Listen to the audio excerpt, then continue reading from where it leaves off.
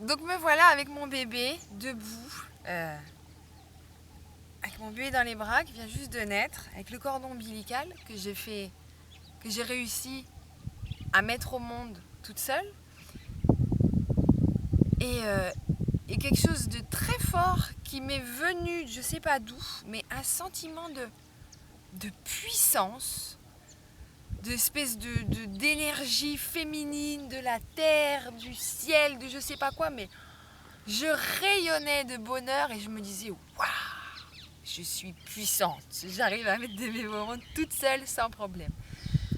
Ça c'était un moment, je dirais vraiment très très beau. Bon évidemment j'avais mon bébé, j'étais contente qu'il soit là, mais je l'avais déjà dans mon ventre mon bébé, quelque part. Mais là ce truc là, ça a été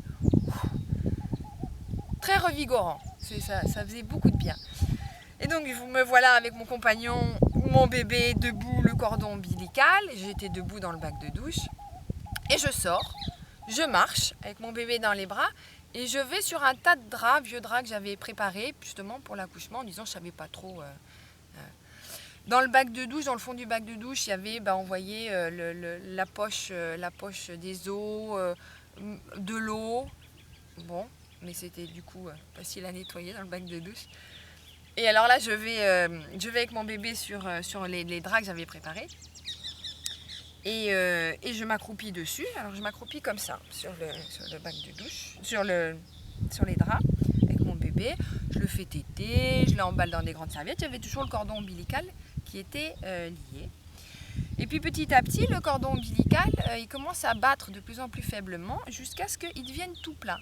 Et à un moment, ça devient tout plat. Donc le sang, j'ai plus à le nourrir. C'est lui qui prend le relais au niveau de ses fonctions vitales tout seul. Donc il était devenu autonome. Donc on prend tout le sang et puis on le dirige vers le bébé, on fait 2 petits nœuds et puis on a coupé le cordon ombilical. Le bébé était bien, sain et sauf, tout allait bien. Et au bout de 5 minutes, j'ai eu envie de m'appuyer un petit peu sur le ventre comme ça. Et j'ai fait ça, puis bloup, le placenta est sorti. Et voilà, c'était fait et tout ça, ça s'est passé, je dirais, en même pas 20 minutes quoi. C'était vraiment très très très rapide. Je dirais ce qui a été le plus difficile, c'est que mon compagnon de l'époque, il m'avait demandé ce que je voulais faire du placenta et tout ça. Et je lui avais dit, j'aimerais bien que tu l'enterres au pied d'un arbre, pour symboliquement que ça retourne à la terre et que ça nourrisse un arbre. Et donc le voilà qui part avec une pelle et tout le placenta et tout ça. Et je le revois, il vient 1h30 après, mais crevé, il n'en pouvait plus, de la sueur partout. Je lui dis, ça va pas? Il me dit, non, dehors il y a 1 mètre de neige. Ça avait été plus dur pour lui que pour moi l'accouchement quasiment. Donc voilà. Bon, et voilà, c'était fait. Ce que je veux faire ressortir parce que ça fait pas mal d'années que cette aventure m'est arrivée. J'ai eu un 3e enfant, que ça s'est passé globalement à peu près de la même manière, un petit peu plus rapide parce que j'ai même pas eu le temps de perdre les os. Il y a plusieurs points sur lesquels je voudrais témoigner. La première chose qui est l'importance déjà de se faire confiance et de faire confiance au corps de la femme. Bon, c'est pas donné à tout le monde non plus de se sentir vraiment à l'aise avec ça.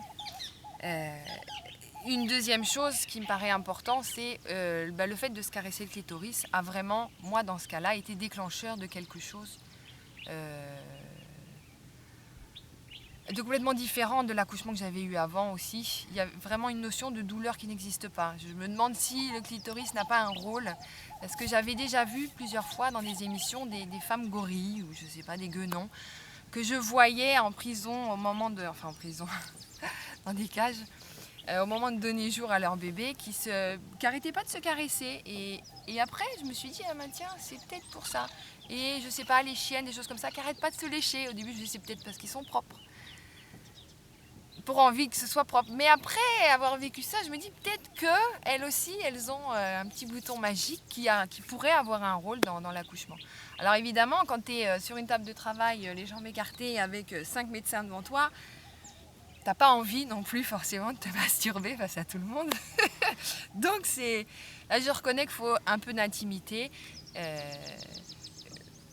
pour moi, c'est quelque chose qui est important.